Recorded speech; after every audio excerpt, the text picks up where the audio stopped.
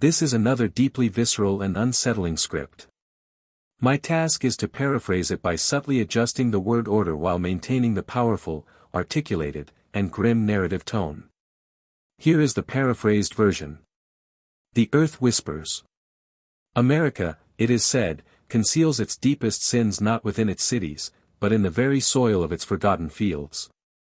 In one such field, hidden behind a decaying barn in the Ozark Hills, the earth continues to whisper a name that most families would rather excise from history than recall. The story began with a boy who should never have been born. A child who carried the curse of generations too entangled to be separated, a child whose father was also, tragically, his grandfather. His tale traveled through backwards gossip, whispered at kitchen tables, and was ultimately buried under silence. That is, until a shovel struck the ground and exposed the bones of children who had been denied prayers, graves, and birth records. The man they called the mistake that walked grew into a figure America simply could not face. He married the woman who had given him birth, driven not by affection, but by a twisted logic drilled into him from infancy: family must remain family, regardless of how fractured the tree becomes. From that union came offspring never acknowledged in public. Children with distorted faces, frail bones, and lives cut short before the world could even question their existence. These children, denied coffins and stripped of names, were lowered into the shallow earth behind the family barn, as if the soil itself might be trusted to hold the secret. Neighbors noticed, but they never intervened. They observed the boy's crooked gait, the way his jaw seemed to collapse in on itself, the way his eyes never quite aligned. They witnessed children vanishing after only months or even days, and they repeatedly saw fresh dirt packed into the same corner of the yard. Yet, no one dared to ask. In the Ozark Hills, to challenge a family's blood was to invite war, and no one wanted war with those who possessed nothing left to lose. This is more than the story of a single man. It is a narrative about a bloodline that chose silence over salvation, secrecy over survival. And it is the account of how that silence solidified into a graveyard, hidden in plain sight. The fractured pattern. The community's first realization that something was terribly wrong was not marked by the vanishing children. It happened much earlier. It was when the man himself, the one born of forbidden blood, reached the age where he should have assumed manhood. But instead of seeking a wife from the outside world, his gaze never moved from the woman who had raised him, his mother, his wife, his curse. No law in the state of Missouri would recognize such a union. No church in the Ozark Hills would offer a blessing. Yet, within the cabin's rotting walls, the boundaries dissolved. The boy had matured, but he never truly escaped the cage of blood into which he was born. And the woman, his mother, had endured too much shame and silence to break the pattern that had long defined her life. The neighbors whispered, though they whispered cautiously. Some claimed the boy was not her only child of incest, broken by her own father years before. Others asserted the family belonged to an isolated, old sect that believed bloodlines must be preserved pure at any cost. Whether driven by madness, ritual, or simple crime, the truth was consistent: the cycle perpetuated itself. From this unholy bond came children, fragile, twisted echoes of what children ought to be. Their small bodies carried the immense weight of too much repetition in the blood, too many secrets across too many generations. Some expired before the sun had fully risen, their cries fading into silence after only a few hours. Others survived just long enough to serve as a perpetual reminder to the family of what they had done. Small figures with sunken cheeks, crooked spines, and eyes that drifted apart, seemingly unable to settle on the world around them. Each birth was simultaneously a curse and a miracle, a brutal reminder that the family was unable to escape itself. The crack in the wall. But the land remembers what human beings attempt to conceal. With each passing year, the earth behind the barn grew softer. New mounds of dirt appeared, then slowly leveled as the grass reclaimed the ground. A few locals dared to count. 7, 8, perhaps even more. Too many for one household. Too many for a family that never spoke of graves, never spoke of sickness, never spoke of children at all. Silence became the family's sole defense. However, silence is a delicate weapon. It only requires one voice refusing to be quiet, one crack in the wall. And eventually, that voice emerged. The voice was not that of an outsider. It came from within. One of the surviving children, now old enough to perceive the glaring difference between their life and the lives of those beyond the trees. This child was pale, thin, with eyes that never seemed to meet when they looked at you.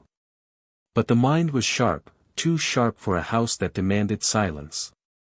They began to ask why visitors never stayed, why no one in the family ever left, why the graves kept multiplying behind the barn. The others desperately tried to silence them. The mother, hollow-eyed and warned the child not to speak of such things, lest it invite trouble. The father, who was simultaneously son and husband, responded only with rage. His anger was not the fury of a man, but the terror of a cornered animal, terrified of light exposing his secrets. Yet, the child's questions persisted. They grew braver, louder, and a voice demanding answers long enough often carries past the walls it was intended to die within. It reached the neighbors. Farmers on the next ridge began to hear unsettling fragments from the child when they strayed too close to the property line. Tales of a marriage too shameful to be named, tales of siblings and brothers buried in the earth. The locals initially dismissed it as a childish fantasy, but the words stuck with them. Then one evening, after a storm had ripped across the hills, a hound wandered into the family's yard. It didn't return home for 2 days. When it finally did, it carried a scrap of cloth in its teeth, damp with something foul, something dark. The neighbors began to observe. They noted how infrequently the children were seen and how often the lantern in the cabin burned late into the night.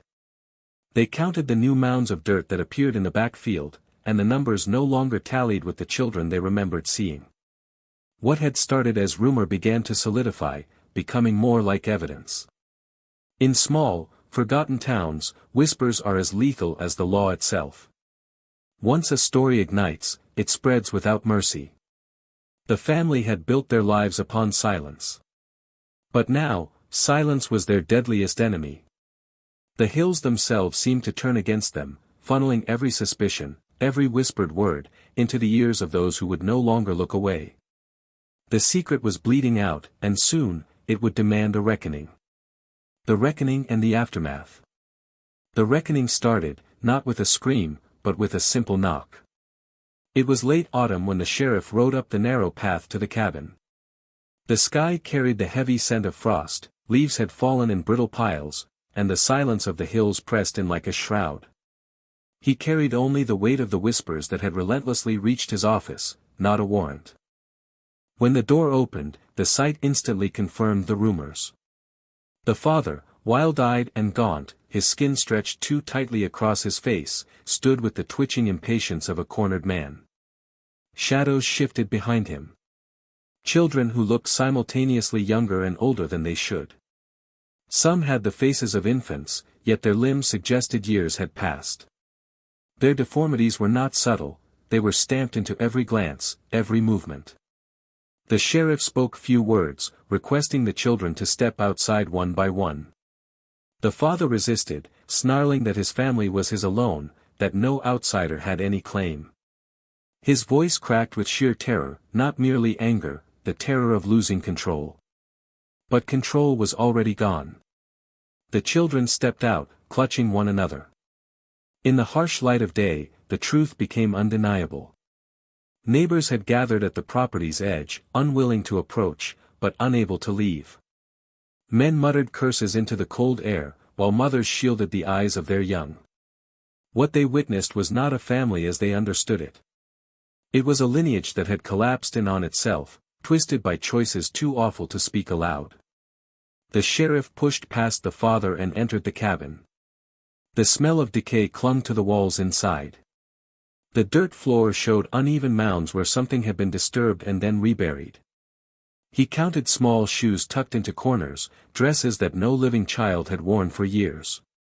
On a shelf, a row of jars held things suspended in cloudy liquid, things no one wished to identify. When he backed outside, the father was already on his knees, not in surrender, but in total collapse.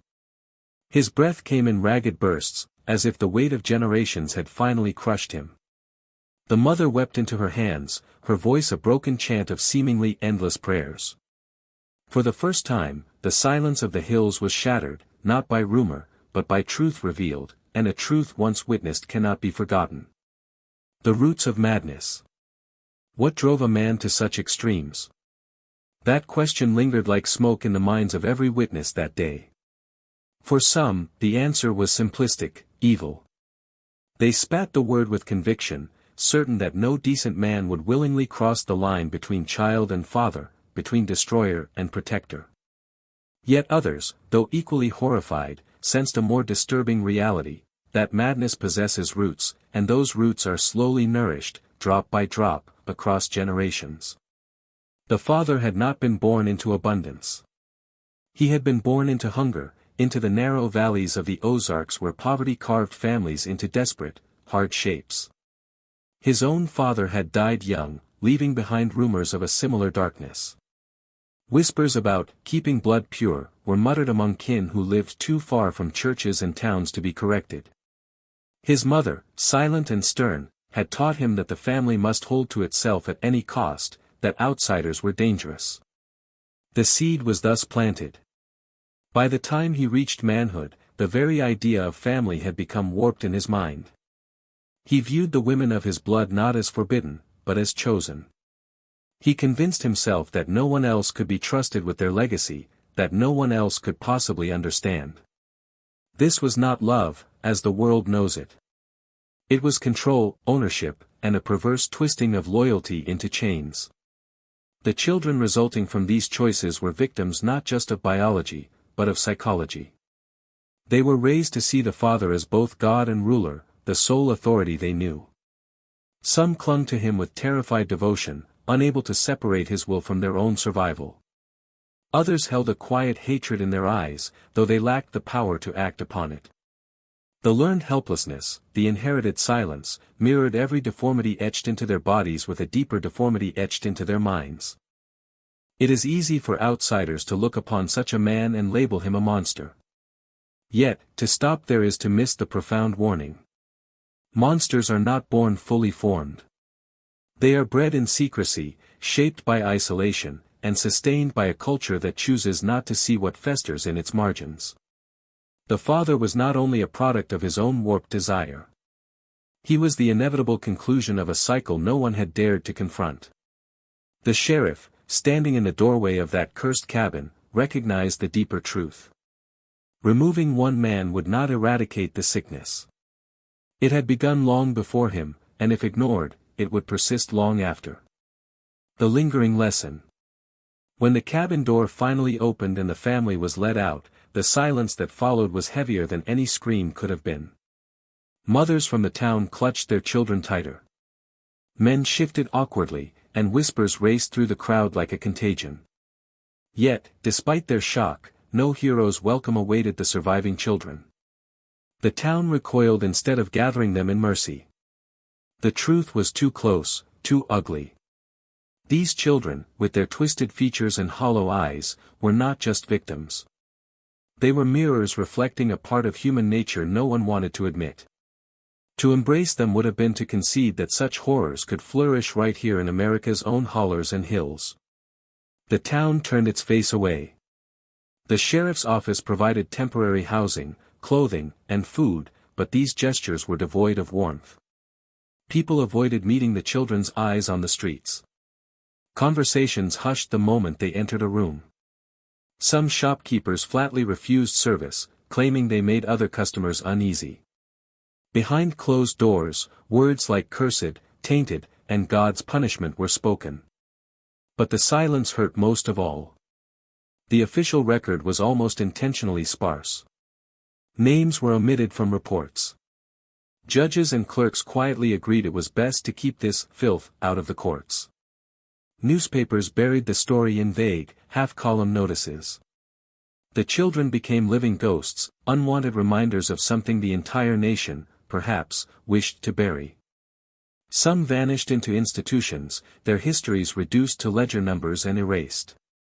Others were sent to distant relatives who never spoke of their origins. Those who remained in the area carried the burden of their blood like a brand, trapped forever in the shadow of the man who had both destroyed and fathered them. The tragedy was not merely the father's actions.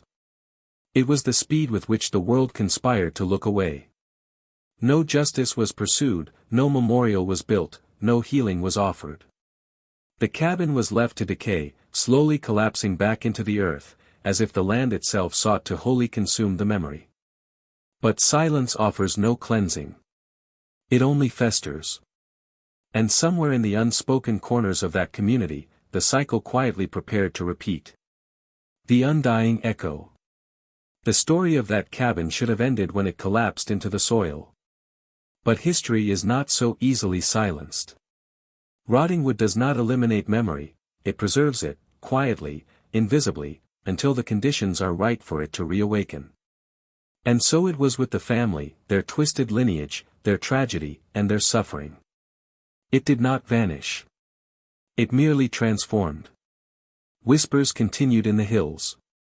Locals swore that if you passed the cabin's ruins at dusk, you could still hear voices, broken hymns, faint cries, or the rustling of footsteps that found no rest. Others claimed that children born in those parts carried a strange look, as if the blood had traveled further than anyone dared admit. Perhaps it was just rumor, or perhaps a truth too uncomfortable for official records to hold. But this is the point most people miss. The horror of the story was never solely in the father's crime. The true terror lies in the system that allowed it to thrive. A family can only hide behind closed doors for so long before neighbors notice. And neighbors did notice. They speculated, they whispered, but they refused to act. Some out of fear, some out of apathy, and others out of the ancient instinct, if the rot is not in your house, leave it alone. Silence is corruption's eternal ally. When communities decide it is easier to preserve their own comfort, easier to bury memory, easier to look away than to confront evil, they create the ideal soil for it to grow once more. And that is why this story, buried as it was, feels as vibrant today as it did over a century ago. We all live near our own cabins now. Structures of secrecy where control is enforced, where pain festers, where victims are instructed not to speak. The structures change, sometimes an institution, sometimes a family, sometimes an entire nation. But the principle is constant. The real danger is not just the monster within, it is the silence without. That cabin has long since vanished, the earth reclaiming its cursed timbers. Yet, the lesson remains carved into the soil. Monsters flourish not only because they are powerful, but because we permit them to exist in peace. And if we forget that, the past will not stay buried. It will live again, with the same echo, in different places and with different names. You.